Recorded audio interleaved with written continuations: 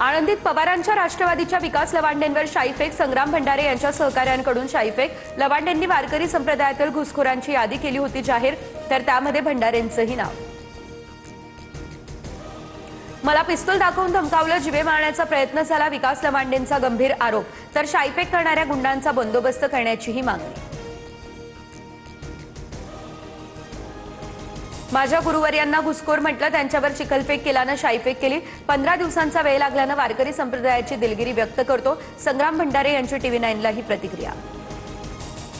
प्रदेश अध्यक्षांविनाच महायुतीची समन्वय समिती स्थापन, तिन्ही पक्षांमध्ये समन्वय राखण्यासाठी आता मंत्रिस्तरीय समिती। भाजपकडून बावनकुळे आणि महाजन, शिवसेनेकडून उदय सामंत आणि दादा भुसे, तर राष्ट्रवादीकडून भुजबळ आणि मुश्रीफ समन्वय समिती। नाशकात कुंभमेळ्याच्या पार्श्वभूमीवर पालिकेकडून अतिक्रमण हटाव मोहीम, द्वारका परिसरासह शहरातील विविध भागात बुलडोझर कारवाई, 9 JCBच्या माध्यमातून पालिकेकडून कारवाई सुरू।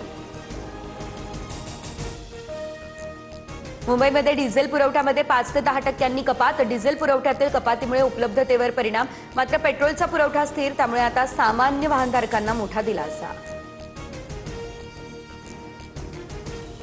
अमरावतीमधल्या अंजनगाव बारी गावामध्ये वादळी वाऱ्यासह गारपीट, कांदा, गहू यासह केळी आणि संत्रा बागांना फटका, नुकसानीचे पंचनामे करून मदत करण्याची देखील शेतकऱ्यांची मागणी। पश्चिम रेल्वेवरती आज रात्रकालीन ब्लॉक असेल, रात्री 12:30 ते पहाटे 4:30 या वेळेत बोरीवली ते भाईंदर दरम्यान मेगा ब्लॉक, मध्य रेल्वेवर उद्या असणार मेगा ब्लॉक।